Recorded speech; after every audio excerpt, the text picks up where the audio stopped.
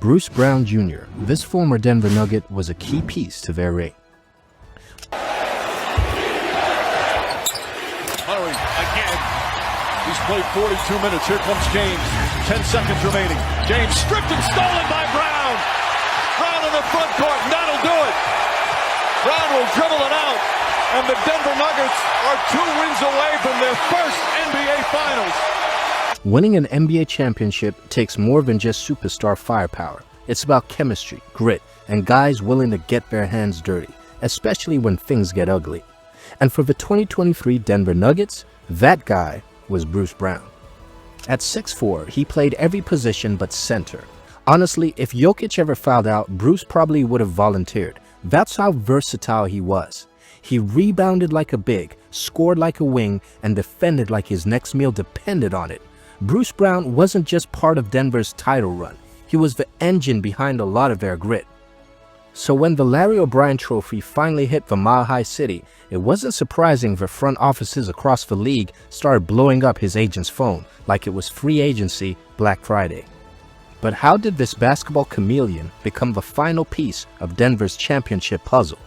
Let's break down how Bruce Brown Jr. turned doing a little bit of everything into doing everything it took to win a ring.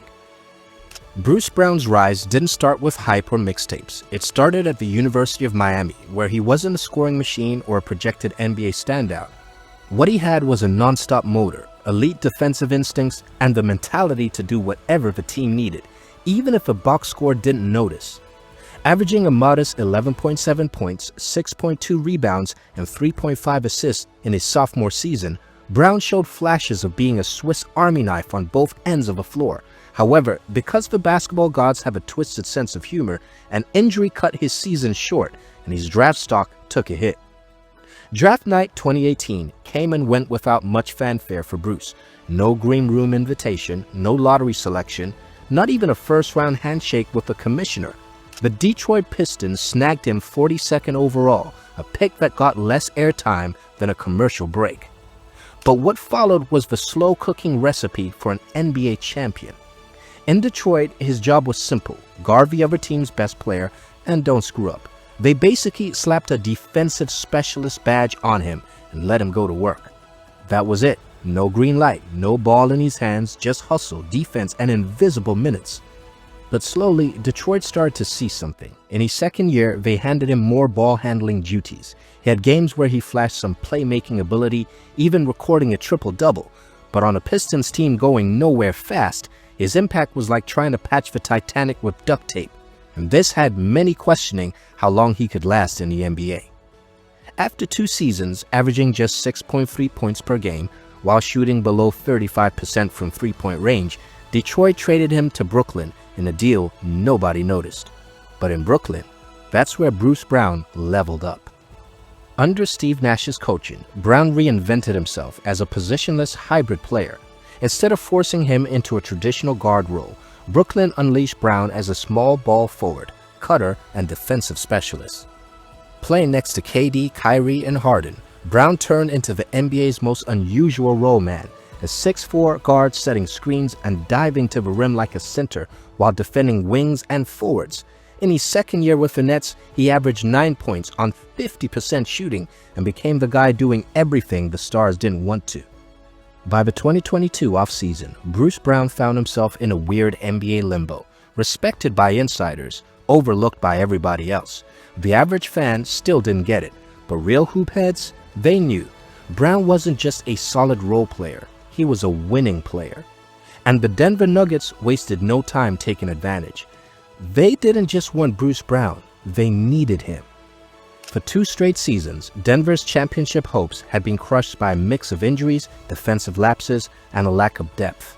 They had a generational talent in Nikola Jokic, a dynamic scorer in Jamal Murray, returning from injury, and a rising two-way force in Aaron Gordon. But beyond that, their roster had more holes than a mini golf course. Denver desperately needed perimeter defense. Outside of Gordon, they had nobody who could make elite wings even slightly uncomfortable. They needed someone who could guard stars, run offense when Jokic sat, and bring some straight-up dog mentality to a team that felt a little too nice. So they called Bruce. From day one, his impact was obvious. He posted career highs in points, boards, and assists, not because the offense was built around him, but because he fit in perfectly. One night, he's running the offense like a backup point guard. The next, he's locking up a top scorer. And when the Nuggets needed an energy boost, he was diving for loose balls, flying in for rebounds like it was a loose ball Olympics. With Murray still ramping up, Brown's ability to handle the ball became crucial. Some nights, he was the bench offense. Other nights, he was the defensive anchor. He didn't fill a stat sheet. He filled every gap in the game plan.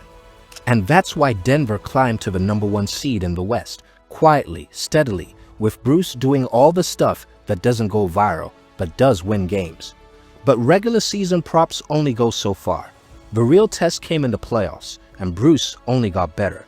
Brown had his playoff coming out party against the Timberwolves in Game 5 of the first round. With Murray struggling, Jokic needed help, so Bruce stepped in and dropped 14 points, 5 rebounds, and 3 steals in just 21 minutes, shooting a perfect 3 of 3 from deep like it was nothing. More importantly, his lockdown fourth quarter defense on Anthony Edwards forced multiple tough shots, helping secure the pivotal series-clinching win.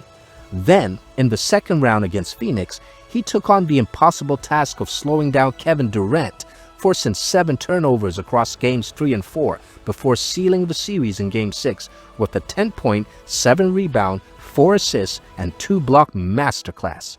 At this point, it wasn't just Nuggets fans noticing. Everyone was starting to get it. Bruce wasn't just filling in the cracks, he was changing the way the Nuggets flowed.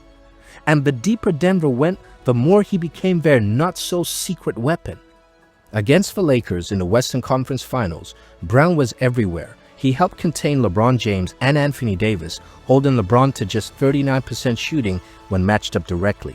In Game 3's nail-biting finish, he stole from James with 1 minute and 8 seconds remaining, secured Denver's 3-0 stranglehold on the series.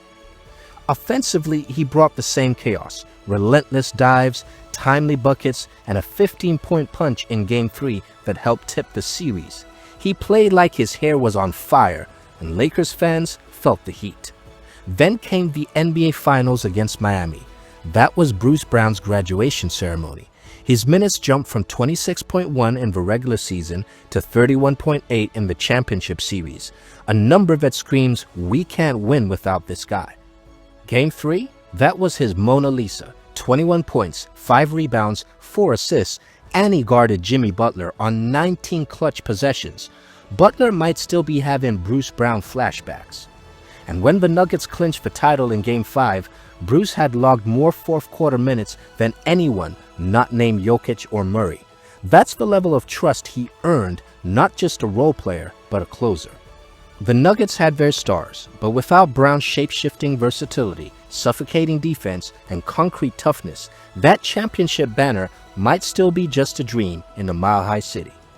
The moment the final buzzer crowned Denver as champions, Brown's phone started blowing up like he just posted his number on a billboard. The Lakers, Mavericks, and Knicks all started circling like sharks who spotted championship blood in the water. Overnight, Brown went from under the radar to top priority free agent. Denver wanted to keep him. Brown wanted to stay, but the NBA salary cap had other ideas. Due to the structure of his contract, Denver could only offer about $7.8 million a year. That's chump change for a guy who just helped deliver a championship. The Indiana Pacers, meanwhile, took one look at what Brown did for Denver and practically sprinted to his agent's office with a contract and a pen. Their offer? 2 years, $45 million, a 330% rise. That wasn't just life-changing money.